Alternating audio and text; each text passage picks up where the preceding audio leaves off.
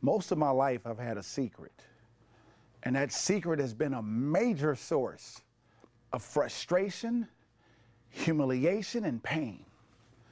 And so naturally I'm going to share it with you. Now, my shame is that I was never really good at sports. Now see, you're looking at me like, that's it? That's not a big deal. Lots of people aren't good at sports. But listen, when you're 6 feet 4 inches tall and you have orangutan arms, people place expectations on you.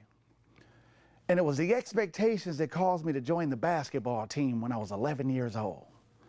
And we had a big game one Saturday morning. And by the fourth quarter, we were down by 2 points with 20 seconds left to go in the game. I stole the ball, I drove it to the basket, and it went in. Man, I started feeling like Magic Johnson. I was pounding on my chest. I raised my arms in victory. We're number one.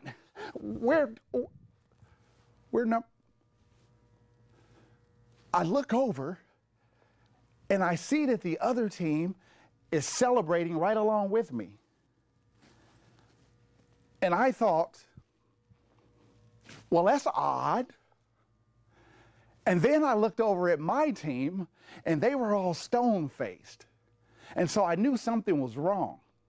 And so I looked up at the scoreboard and I could see exactly what the problem was. I had accidentally shot the ball in the wrong basket and won the game for the other team. Yeah. My teammates were all shaking their heads at me in disbelief. The coach was so mad, he took his playbook and he slammed it to the ground. A little old lady stood up in the bleachers and said, "You suck." She was so mad at me that the ref had to calm her down. He said, "Lady, what are you doing?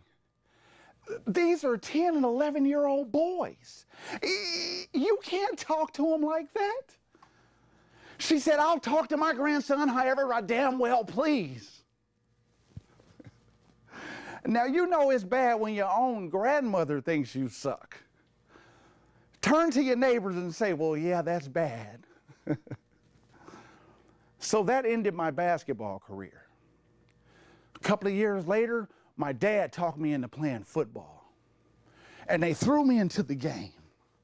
The quarterback called the play. The center snapped the ball. The quarterback scrambled in the pocket. I take off running. I fake to the right. I cut to the left. I see the ball. I'm open. I missed. Now, it was embarrassing the way that I missed. And thank God they didn't have YouTube back then. But I'm going to show you exactly what it looked like. Now, keep in mind that I don't share this story too often because it really was embarrassing. But we're all family here, right? And I'm safe here, right? Okay, so I'm going to show you exactly. Now, those of you at home, are you paying attention? Okay, I don't want you to watch me too close and try and steal my moves. I'm watching you, I can see you. Okay.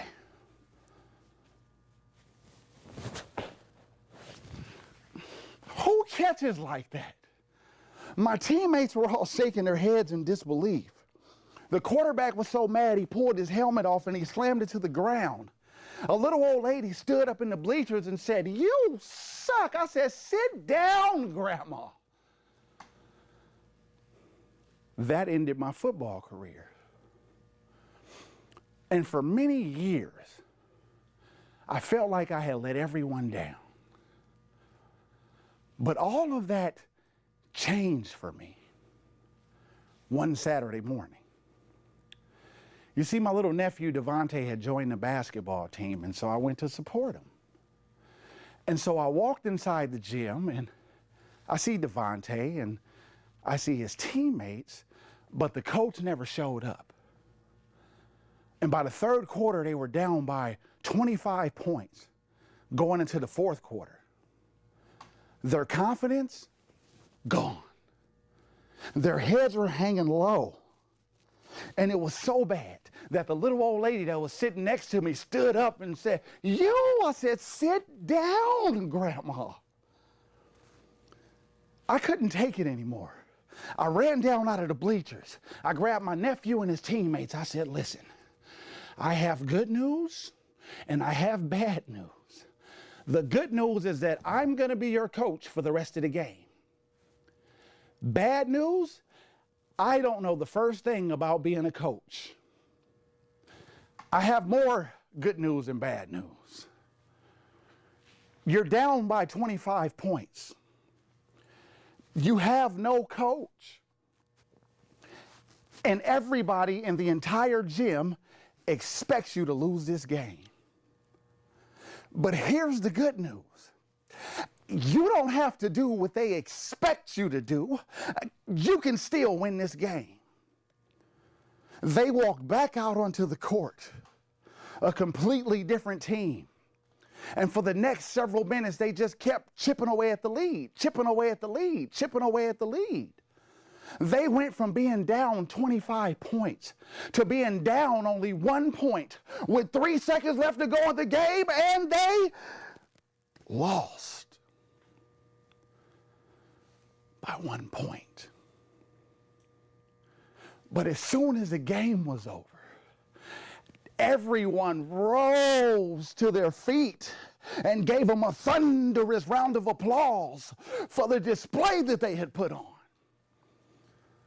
I've never been more proud. And those little boys taught me something one Saturday morning, that you can spend your entire life trying to live up to the expectations of other people and still be miserable. Or you can follow your own heart and give yourself a chance to win. And so everyone began to clear out of the stands. And I looked up in the bleachers, and my grandmother was still sitting there, and she's staring at me. And my heart started racing, because what is she going to say now? Is she finally going to give me the approval that I've been yearning for all of these years? And she stood up in the bleachers and she said,